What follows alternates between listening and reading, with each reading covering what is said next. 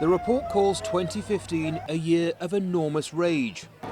Across the US, protests over the Confederate flag, police killings and terror attacks all fueled what the Southern Poverty Law Center say is the first rise in the number of hate groups for 5 years.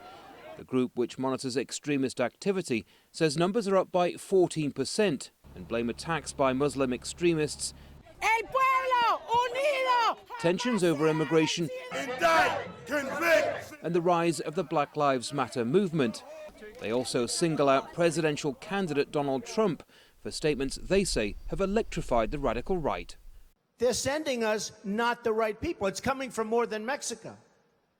It's coming from all over South and Latin America, and it's coming probably from the Middle East. Political left. Professor David Abraham, who studies citizenship law and immigration, says many groups have become emboldened by the current political environment. So groups that previously used to meet in people's basements and on the internet are now taking over national wildlife preserves.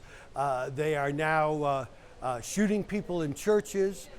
They are now shamelessly entering the public space. Critics of the Southern Poverty Law Center say the organization tends to paint with far too broad a brush, labeling some organizations as hate groups when they simply hold conservative opinions. But as the presidential election grows closer, it's clear the American public is divided on which direction this country should take.